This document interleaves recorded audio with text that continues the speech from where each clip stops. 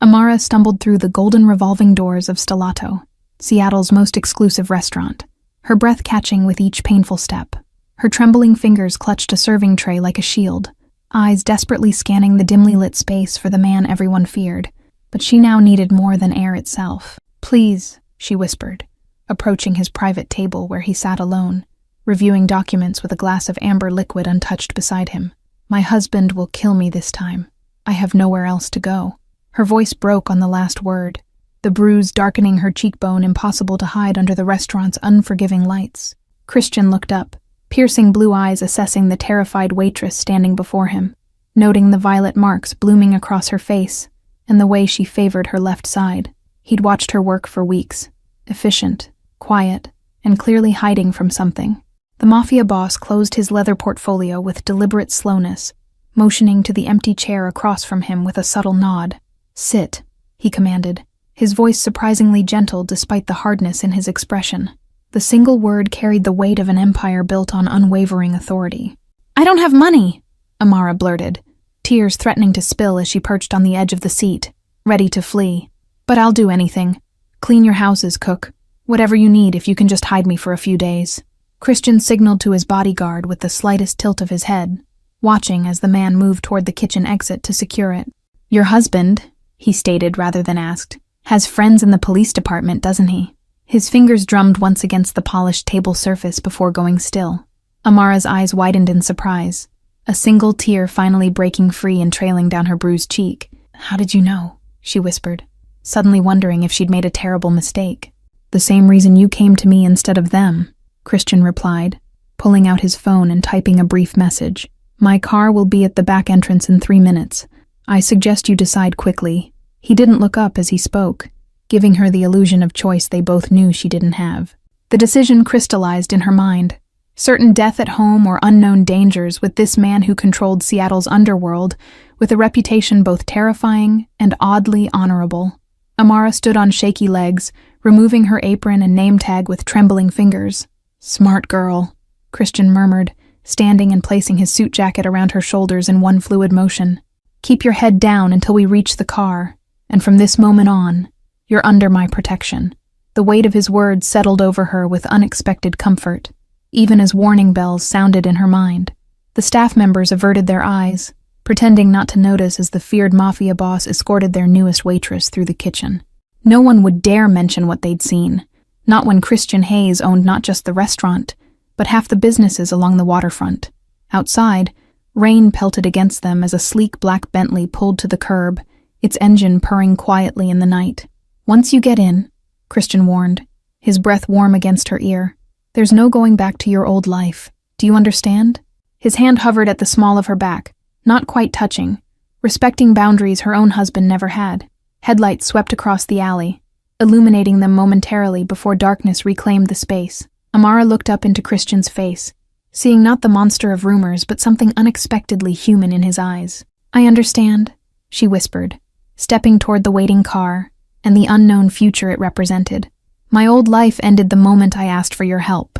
She slid into the leather interior, its warmth enveloping her like a forbidden promise. The car door closed with a quiet thud that somehow sounded final, sealing her fate as Christian settled beside her. "Take us home, Rick," he instructed the driver, his gaze never leaving Amara's face as the restaurant and her past disappeared into the rainy Seattle night.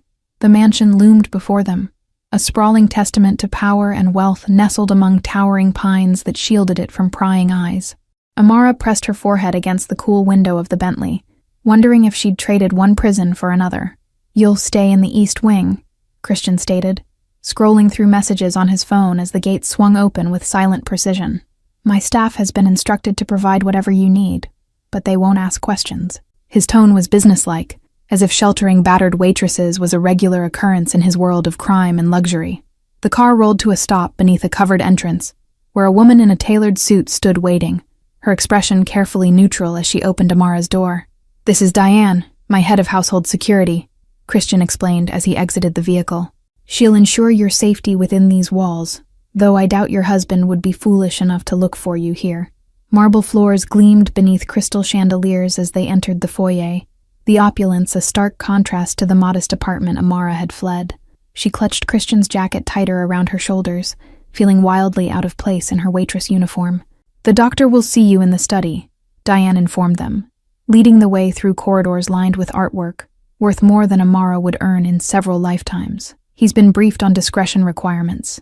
Her heels clicked against the marble with military precision, each step communicating efficiency and control. Christian noted Amara's hesitation, the way her steps faltered at the mention of a doctor. "Standard procedure," he explained, his tone softening slightly. "Documentation of injuries creates leverage should we need it later." A distinguished older man waited in a book-lined room, medical bag open on an antique desk. "Miss," he greeted with a respectful nod, gesturing to a leather chair positioned beneath a warm lamp. "May I?" His kind eyes held none of the judgment or suspicion Amara had grown accustomed to from medical professionals. "You can trust Dr. Bennett," Christian assured her, moving to leave the room. "When you're finished, Diane will show you to your quarters. We'll discuss arrangements tomorrow." He paused at the threshold, adding almost as an afterthought, "No one will hurt you here, Amara." After the examination, Amara followed Diane through the labyrinthine hallways to a suite larger than her entire apartment. "The closet has been stocked with basics in your size," the woman explained, demonstrating the security panel by the door. "The bathroom has first aid supplies and anything else you might need for tonight. The code changes daily. You'll receive it each morning," Diane continued, her professional demeanor briefly giving way to something resembling compassion. "No one enters without your permission, not even Mr. Hayes." She handed Amara a small device that resembled a stylish pendant. "Panic button. Press it, and I'll be here in under 30 seconds, no matter the time." Amara sank onto the edge of a bed so luxurious it seemed to embrace her, the events of the night catching up in a wave of exhaustion and delayed terror. "What happens now?" she whispered, more to herself than to Diane. "Now you rest," the woman answered simply, moving toward the door. "Tomorrow you begin learning the rules of survival in our world. And believe me, they're quite different from what you're used to." With that cryptic statement, she left, the door closing with a soft click that somehow sounded like the final turning of a key. The bedroom fell silent except for the gentle patter of rain against floor-to-ceiling windows that overlooked manicured gardens shrouded in darkness. Amara's reflection stared back at her, bruised, frightened, but somehow still standing, as she contemplated the bizarre twist of fate that had delivered her from one dangerous man into the home of another. Security cameras blinked silently from discreet corners of the property as Christian watched the perimeter monitors, phone pressed to his ear. "Find everything you can on Peter Reed," he instructed someone on the other end. "Tax records, employment history, known associates, especially anything connecting him to the Kovalevs." His eyes narrowed as he ended the call, attention returning to the security feed, showing Amara's light still on at this late hour. Sunlight streamed through unfamiliar curtains as Amara jolted awake, momentarily disoriented until the events of the previous night crashed back into her consciousness. The bruises on her ribs throbbed with each breath, a painful reminder of what she'd escaped. A soft knock at the door preceded Diane's entrance, the woman carrying a breakfast tray and a tablet. "Mr. Hayes requests your presence in his office at 10, she announced, placing the tray on a nearby table. "He's gathered information you should see." Her efficiency was comforting in its predictability, a stark contrast to the chaotic uncertainty that had defined Amara's marriage. Amara showered carefully, avoiding the tender spots mapped across her body, before selecting the simplest outfit from the surprisingly tasteful wardrobe provided. The clothes fit perfectly, a detail both comforting and unsettling in its precision. She wondered just how long Christian had been watching her, planning this moment, using her as a chess piece in a game she hadn't known she was playing. Christian stood as she entered his office, gesturing to a chair positioned beside rather than across from his imposing desk. "Your husband filed a missing persons report this morning," he stated without preamble, turning his laptop screen toward her. "Apparently, he's very concerned about your mental health and safety." The police report displayed on screen contained a photo of Amara from happier days, alongside details that painted her as mentally unstable and potentially dangerous. "He's claiming I'm off my medication," she whispered, horror washing over her in cold waves. "I've never been prescribed anything in my life. What's more concerning," Christian continued, bringing up another document, "is his connection to Judge Porter, who conveniently signed emergency committal papers based on your history of delusions and self-harm." His voice remained calm, but Amara noticed the tightening of his jaw, a small tell that betrayed controlled anger beneath his composed exterior. Amara's fingers unconsciously traced the cigarette burn on her forearm, a self-inflicted injury her husband had explained to emergency room staff 6 months earlier. "They'll be looking for me at hospitals and women's shelters," she realized aloud. "They already are," Christian confirmed, leaning back in his chair with calculated casualness that didn't match the intensity in his eyes. "Which brings us to an uncomfortable truth about your situation, and why I agreed to help." He paused, studying her with an expression she couldn't quite decipher, something between calculation and concern. He pulled up another file, this one containing surveillance photos of her husband meeting with a man Amara didn't recognize. "Peter Reed, your husband, has been working with the Kovalev family for at least a year, running money through that restaurant where you both worked." The photos were clearly taken with a long-range lens, the kind used by professional surveillance teams or law enforcement. "But we own that restaurant," Amara began, then stopped as the implications of Christian's statement sank in. "The competing families you mentioned last night, you're at war with the Kovalevs." Her voice grew steadier, mind working through connections she'd been too terrified to see before. "Not war, yet," Christian corrected, his expression hardening into something ancient and dangerous. "But your husband's embezzlement from their operations has accelerated tensions, and your knowledge makes you valuable to both sides." He swiped to another photo, this one showing Peter entering a warehouse owned by one of Seattle's most notorious crime families. Amara stood abruptly, pacing to the window overlooking immaculately landscaped grounds where armed men patrolled with military precision. "So I'm not a charity case, I'm leverage," she stated flatly, surprising herself with the lack of fear in her voice. "You're both," Christian replied, joining her at the window, close enough that she could smell his expensive cologne, but careful not to crowd her, "and potentially a witness who can help dismantle operations that have brought drugs and trafficking into my territory." His reflection in the glass revealed no deception, only a calculated honesty she found strangely refreshing after years of her husband's lies. Amara turned to face him fully, chin lifted in a defiance she hadn't felt in years. "If I help you, what do I get in return?" The question hung between them, transforming her from victim to negotiator in the space of 7 words. "Because if I'm risking my life against the Kovalevs and my husband, I want more than temporary shelter." Christian's lips curved in what might have been respect or amusement. Perhaps both. "What do you want, Amara Reed?" he asked softly, her married name a reminder of all she stood to lose and gain. "Tell me, and if it's within my considerable power, it's yours." The promise felt binding, as though spoken in blood rather than words. "Freedom," Amara answered without hesitation, meeting Christian's gaze steadily. "A new identity, enough money to disappear, and your word that neither the Kovalevs nor my husband will ever find me once this is over." Her hands trembled slightly, but her voice remained firm. Christian considered her for a moment, before extending his hand. "You have my word," he agreed, his grip warm and solid as they sealed their arrangement. "Now let me show you what we're up against." He guided her to a hidden panel that slid away to reveal a secure room filled with surveillance equipment and digital displays. The next 2 weeks established a routine unlike anything in Amara's previous life. Mornings spent with Christian reviewing documents and identifying Kovalev associates. Afternoons training with Diane in basic self-defense. She learned to channel her fear into something productive, something dangerous. "Again," Diane instructed, circling Amara on the training mat as sweat dripped down her temples. "Your husband will expect you to cower. Your advantage lies in surprising him." She demonstrated the escape technique once more, movements efficient and lethal in their simplicity. Christian watched from the doorway, arms crossed as Amara successfully flipped Diane, a move that would have seemed impossible just days earlier.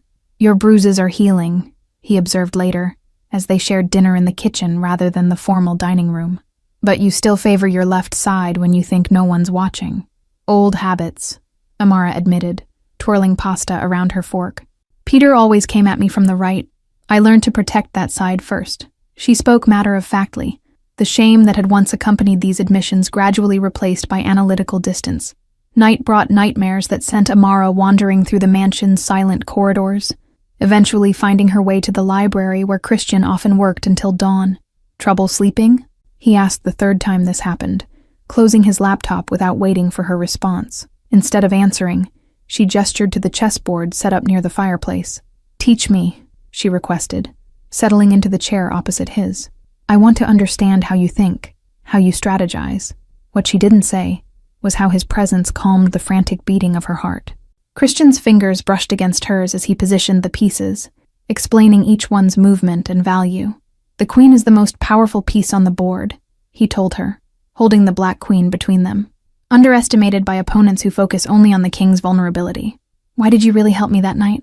Amara asked suddenly, the question that had lingered between them finally finding voice. "It wasn't just about the Kovalevs. You could have used me as an informant without bringing me here." Something shifted in Christian's expression, a momentary softening around eyes that had seen too much darkness. "My mother didn't escape her husband," he answered quietly, the confession clearly costing him. "I was 8 when he finally killed her after years of accidents that the police conveniently ignored. The silence that followed wasn't awkward but connecting, a bridge forming between their separate traumas. "I'm sorry," Amara whispered, reaching across the board to touch his hand, the first contact she had initiated with any man since fleeing her husband. Christian turned his palm upward, fingers gently closing around hers. "The past shapes us, but it doesn't have to define us," he said, the philosophy clearly hard-won. "Remember that when you doubt your strength." A phone call interrupted their moment, Christian's expression immediately shifting back to the controlled mask of a Mafia boss. "They found your husband's warehouse," he informed her after a tense conversation. "Tomorrow we move against the Kovalevs." The chess pieces gleamed in the firelight as Amara contemplated her position. No longer a pawn, but not yet a queen. Caught in a dangerous game where the next move could mean freedom or destruction.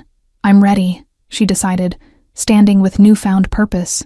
The warehouse sprawled across the industrial district, its unremarkable exterior concealing the nerve center of the Kovalev family's Seattle operations. Amara studied the blueprints spread across the table in Christian's war room, identifying entry points and security cameras with growing confidence. "Peter always kept the ledgers in his office safe," she explained, pointing to a room near the loading dock. "The combination is my birth date. He thought it was romantic, using the day I became his as his security code." The bitterness in her voice was tempered now by determination. Christian's lieutenants exchanged glances, clearly impressed by her detailed knowledge of the operation. "The raid happens tonight," Christian announced, his authority absolute as he assigned positions. "We need those ledgers before the Kovalevs realize we're making a move."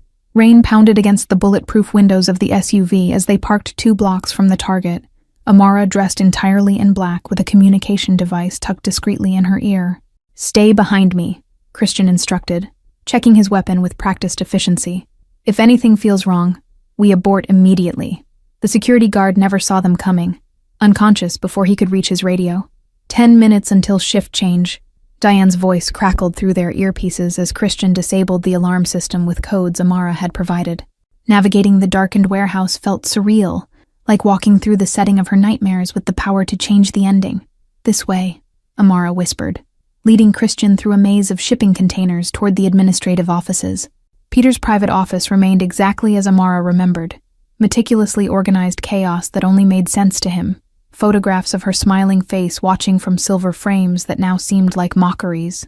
"The safe is behind that painting," she indicated, turning away from her documented happiness. Christian removed the artwork, revealing the wall safe just as Amara had described.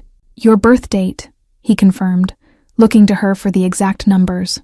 "Month, day, year?" "No," Amara corrected, a cold smile playing at her lips. "Just month and day repeated." He wasn't creative enough to remember 4 different digits. Her fingers spun the dial with practiced precision. Euro 7230723. The safe swung open to reveal not only ledgers, but flash drives and stacks of cash bundled with Kovalev family markers. "More than we expected," Christian murmured, efficiently transferring everything into a secure bag. "This will cripple their operation and give us enough evidence for my contacts in the FBI." Amara froze as footsteps sounded in the corridor, too heavy to be Diane's, too familiar in their rhythm. "He's here," she breathed, panic momentarily overtaking her training. "Peter shouldn't be here tonight. It's his poker game with the commissioner." Christian immediately shifted positions, placing himself between Amara and the door as it swung open to reveal her husband's shocked face. "Well," Peter said after a moment of stunned silence, his handsome features contorting with rage, "if it isn't my mentally unstable runaway wife." "Hello, Peter," Amara replied, her voice steadier than she felt as she stepped out from behind Christian. "Surprised to see me somewhere besides a hospital bed or morgue." The man who had once terrified her now seemed smaller somehow, his power diminished by her newfound strength.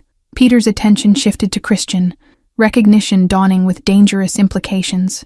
"Hayes," he spat, hand moving toward the weapon Amara knew he kept holstered at his back. "Should have known you'd try to poach Kovalev territory, but stealing my wife, that's personal." "She came to me," Christian replied, his voice deadly calm as he leveled his weapon at Peter's chest. "And unlike you, I understand her value extends beyond ownership." His finger rested lightly on the trigger, the decision to end a life hanging in the balance. "Don't," Amara commanded, surprising both men as she stepped between them. "He's not worth the complications." Her eyes never left Peter's face as she addressed Christian. "We have what we came for.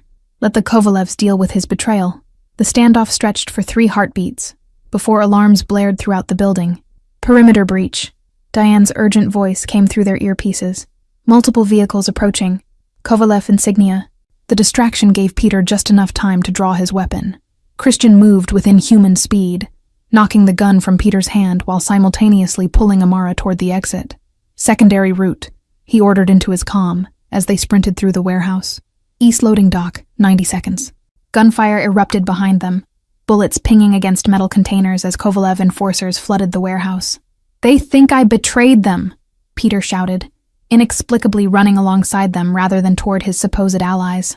Andre saw the empty safe. The black SUV screeched to a halt before them at the loading dock, Diane behind the wheel with the rear door already open. "Inside, now," Christian commanded, physically lifting Amara into the vehicle before turning back to find Peter frozen in indecision. "Make your choice," Christian told the man coldly, gun still trained on Amara's husband as Kovalev men closed in. "Die here, or face whatever justice awaits you in the system once these ledgers become evidence." The offer was dispassionate, pragmatic rather than merciful. To Amara's shock, Peter dove into the SUV beside her, desperation replacing the confidence that had defined him throughout their marriage.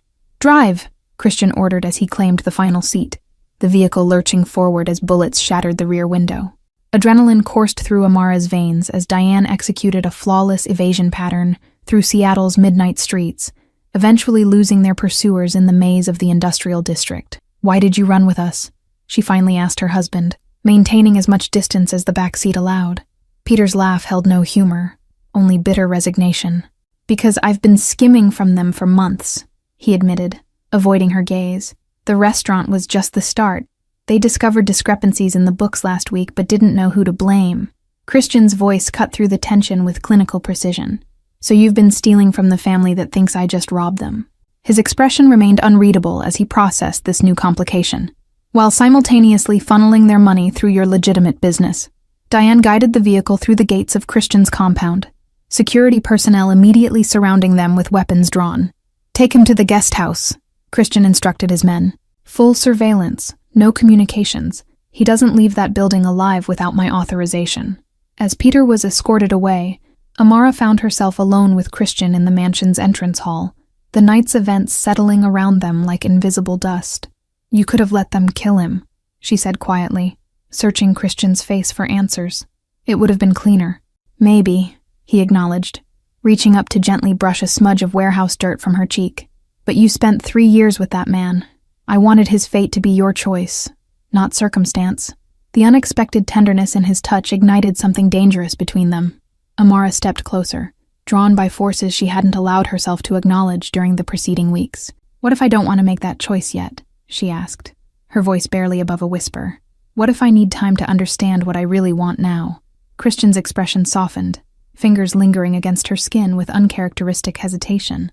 "Then we wait," he replied simply, dropping his hand but maintaining the charged space between them.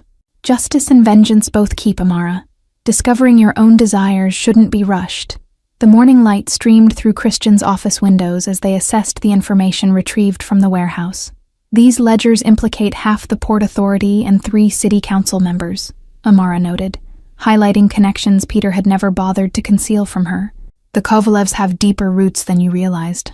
Christian studied her with undisguised admiration, seeing not the frightened waitress who had stumbled into his restaurant, but a formidable woman coming into her power. "We'll need to move carefully," he agreed, the "we" settling between them with significant weight. "The Kovalevs won't be the only ones hunting us now." 3 days passed in strategic planning. The mansion transformed into a fortress as Christian's network reported increasing Kovalev activity throughout the city. Amara's presence in his home was no longer a secret. Her photograph circulated among rival families with a price attached that grew by the hour.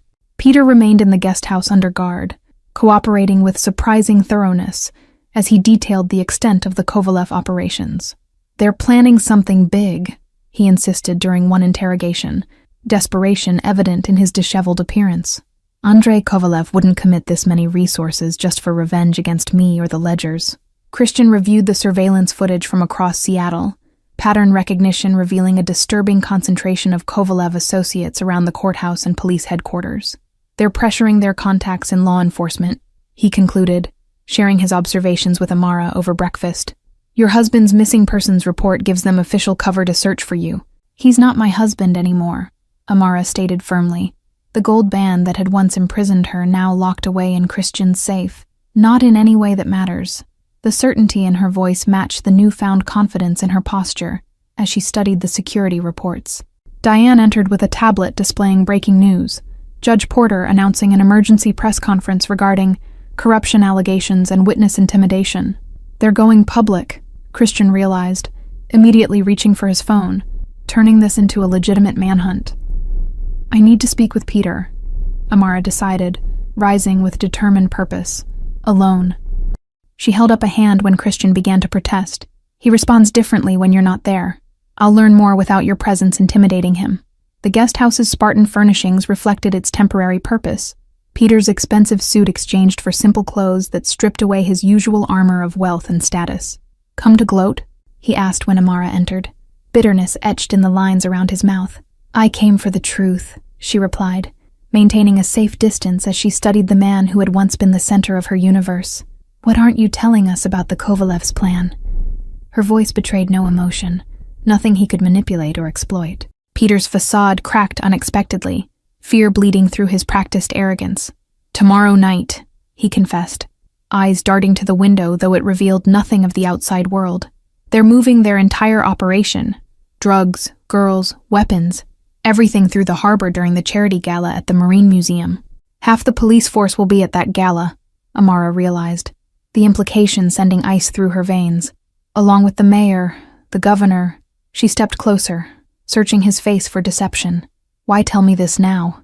"Because Andrei knows I talked," Peter admitted, running shaking hands through his hair. "And his solution isn't prison. It's making an example of both of us." For the first time, Amara saw genuine remorse in the eyes that had watched her suffer countless times without compassion. The mansion erupted into activity as Amara relayed this information, Christian immediately mobilizing his network, while Diane coordinated with trusted contacts in law enforcement. "We need to evacuate the gala without alerting the Kovalevs," Christian strategized, his tactical mind processing contingencies with remarkable speed. "I should be there," Amara insisted, standing her ground when Christian immediately shook his head. "I know the players, the faces. I've served them at enough private parties to recognize everyone in the Kovalev inner circle." She stepped closer, determination radiating from her. "You need me on this, Christian. Stop trying to protect me and start trusting me." The Marine Museum glittered with lights reflecting off the harbor, Seattle's elite arriving in formal attire unaware of the danger lurking beneath the charitable veneer. Amara adjusted her diamond earrings, actually sophisticated communication devices, as Christian helped her from the limousine, his hand protective at the small of her back. "Remember the extraction plan," he murmured, perfectly playing the role of wealthy donor as they ascended the steps. "Diane is positioned near the east exit with a vehicle, and my men are monitoring all access points." His formal attire concealed weapons and body armor, preparation for the confrontation they hoped to avoid. Amara felt strangely calm as they entered the grand hall, her black gown elegant, yet designed for movement if necessary. "Judge Porter at your 2:00, she whispered, accepting a champagne flute she had no intention of drinking. "And the commissioner's wife speaking with Andrei Kovalev's mistress by the ice sculpture." The charity auction proceeded with excruciating normalcy, wealthy patrons bidding on experiences and artwork, while boats loaded with contraband quietly approached the private docks below. "Harbor Patrol is in position," Diane's voice confirmed through their earpieces. "On your signal." Christian maintained his charming facade, strategically moving through the crowd to position key allies, while Amara monitored the Kovalev associates, whose agitation grew more pronounced as the evening progressed. Something's wrong, she realized, noticing their increasingly frequent checks of watches and phones. They're nervous, because their shipment is late, Christian concluded after receiving an update in his earpiece. Harbor Patrol intercepted the first boat. The Kovalevs know something's happening but not who's behind it. His eyes locked with Amara's, silently communicating the escalating danger. The governor approached them, oblivious to the undercurrents of tension electrifying the air. "Mr. Hayes, what a pleasure to see you supporting marine conservation," he boomed, champagne sloshing dangerously close to Amara's gown. "And who is this enchanting companion?" His eyes lingered inappropriately, reminding Amara of countless unwanted advances she'd endured as a waitress. Christian's arm slid possessively around her waist, a gesture both protective and claiming. "This is Amara Reed, my business partner and security consultant," he introduced smoothly, the unexpected title causing her heart to skip. "She's instrumental in restructuring several of my enterprises toward more community-focused initiatives." The subtle warning in Christian's tone registered with the governor, whose smile tightened as he nodded respectfully toward Amara. "Impressive credentials," he acknowledged, before being distracted by commotion near the main entrance, where several of Andre's men were arguing with security. "If you'll excuse me, duty calls." He retreated just as Diane's urgent voice came through their earpieces. "Movement at the loading dock. Armed men boarding the Charity Showcase yacht." The first gunshot shattered both a chandelier and the illusion of safety, screams erupting as Kovalev enforcers revealed concealed weapons. "Everybody down!" Christian commanded, instantly shifting from charming donor to protective force as he shielded Amara with his body. Chaos erupted as guests scrambled for exits, unaware they were fleeing directly into the path of arriving police responding to the anonymous tip Christian's team had strategically placed. "We need to reach Andre before he escapes," Amara insisted, pointing toward a service corridor where she'd spotted the Kovalev patriarch slipping away. Christian hesitated only momentarily before nodding, trusting her instincts as they navigated through panicked crowds toward the kitchens. "Stay behind me," he ordered, as they pushed through swinging doors into the relative calm of the service area. Andre Kovalev stood with his back to them, barking orders into a satellite phone while two bodyguards scanned for threats. "It's over, Andre," Christian announced, weapon drawn as the older man turned with startled recognition. "The Harbor Patrol has your shipment, the FBI has your ledgers, and your organization is finished in Seattle." "Hayes," Kovalev spat, aged face contorting with hatred as his gaze shifted to Amara with dawning comprehension. "You're the waitress, Peter's wife." His laugh held no humor, only cold calculation. "I see now how my operation was compromised so thoroughly." Sirens wailed outside as law enforcement surrounded the building, tactical teams securing exits and detaining Kovalev associates throughout the venue. "Your men are being arrested as we speak," Christian informed him, weapon unwavering. "You can surrender to me or to them, but either way, your empire falls tonight." Dawn broke over Seattle as Amara stood on the balcony of Christian's mansion, watching news helicopters circle downtown, where the aftermath of the previous night's operation continued to unfold. 37 arrests, Christian reported, joining her with coffee mugs in hand, including Andre Kovalev and 3 corrupt officials. "And Peter?" Amara asked, accepting the steaming cup with fingers still bearing the faint impressions of a wedding ring long removed. "What happens to him now?" The question contained no emotion, merely practical consideration for loose ends. Christian leaned against the railing beside her, their shoulders almost touching in comfortable proximity. "Federal witness protection," he answered, studying her profile for reaction. "In exchange for testimony against the Kovalevs and their network, he disappears to some small town with a new identity." "Appropriate," Amara nodded, surprising herself with the absence of anger or resentment. Peter had become irrelevant to her future, a closed chapter rather than an ongoing threat. He'll hate that more than prison. Ordinary life without power or status to hide behind. The morning breeze carried the scent of rain and possibility as they stood in companionable silence, the city below oblivious to how fundamentally its power structure had shifted overnight. "Your new identity documents are ready?" Christian finally said, his tone carefully neutral. "As promised, freedom, resources, a fresh start wherever you choose." Amara turned to face him fully, setting her coffee aside as she studied the man who had transformed from feared Mafia boss to something far more complex in her understanding.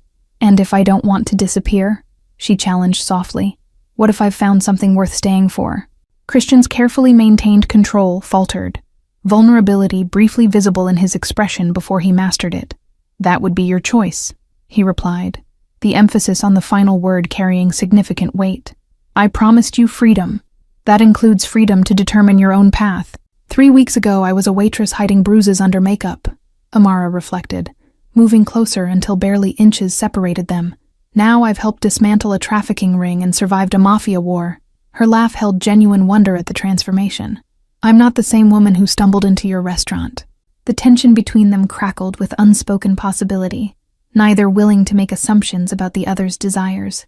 "No," Christian agreed, reaching up to brush a strand of hair from her face with uncharacteristic gentleness. "You're extraordinary, Amara. Far more than you realize. I want to stay," she declared, the decision crystallizing with perfect clarity as she spoke it aloud. "Not as someone under your protection or as an obligation, but as a partner." She held his gaze steadily, confidence replacing the fear that had once defined her. "I've learned how this world works, and I'm good at it." Christian studied her for a long moment, weighing implications and possibilities before a rare, genuine smile transformed his features. "My organization could use someone with your intelligence and insight," he acknowledged, professional appreciation evident in his tone. "But is that really why you want to stay?" Amara closed the remaining distance between them, hands resting lightly on his chest as she looked up with newfound boldness. "You know it isn't," she admitted softly. "There's something between us, something that started that first night and has been growing ever since." The kiss, when it finally came, held none of the hesitation that had characterized their previous interactions, only certainty and promise, as Christian's arms encircled her waist. "The Kovalevs won't be the last challenge," he warned when they eventually parted. "This life isn't simple." "I don't want simple," Amara responded, the strength in her voice matching the determination in her eyes. "I want real, and this us is the most real thing I've ever known." The early morning light cast them in gold, illuminating two people transformed by circumstances neither had anticipated. A text message interrupted the moment, Christian's phone vibrating with news from his FBI contact. "The prosecution has everything they need," he reported, relief evident in the relaxing of his shoulders. "Peter's testimony, corroborated by the evidence we provided, creates an airtight case. The Kovalev organization will be dismantled completely, not just in Seattle." Amara processed this information, the finality of it settling into her bones with unexpected lightness. "What about the girls?" she asked, remembering the trafficking victims mentioned in the ledgers, the ones being moved through the docks. Her concern reflected the transformation from someone focused solely on survival to a woman with power to effect real change. "Already in protective custody," Christian assured her, pride evident in his expression as he recognized her priorities. "My foundation has arranged housing, counseling, and legal assistance for all 17 women recovered from the operation." He hesitated before adding, "I thought perhaps you might want to be involved with the rehabilitation program. Your perspective would be invaluable to women rebuilding their lives after trauma." Christian led her inside, fingers intertwined as they moved through the mansion that had evolved from refuge to home. "We'll need to restructure some operations," he mused, already incorporating her permanent presence into his plans. "Legitimate businesses, community investments, changes I've been considering for some time." Amara squeezed his hand, partnership solidifying between them with each shared thought. "A different kind of power," she suggested, the concept appealing after witnessing firsthand how influence could destroy or protect, one that builds rather than threatens. Weeks turned to months, as they carefully reconstructed both their lives and Christian's empire, transforming criminal enterprises into legitimate businesses, while maintaining the protective network that had initially saved Amara. "The restaurant opens tomorrow," Christian reminded her as they prepared for bed one evening. "Stellato's replacement, under your management." Full circle, Amara reflected, the symmetry not lost on her, as she considered how a desperate plea in that very establishment had altered her destiny. From serving tables to owning the place, she nestled against him, still marveling at how safety and passion could coexist. The grand opening drew Seattle's elite, curious about the mysterious couple who had emerged as surprising philanthropists following the Kovalev scandal. "To new beginnings," Christian proposed, raising his glass in a private toast as they watched their guests from a secluded corner. Amara clinked her glass against his, the diamond on her left hand, chosen by her, accepted freely rather than imposed, catching the light. And to surprising endings, she added with a smile that held no traces of her former fear. Sometimes the most shocking twist is finding strength where you least expect it. Thank you all for following this story. If you enjoyed it, please write in the comments where you're watching from, and don't forget to like, subscribe, and share this video, as your support is what keeps me creating content like this.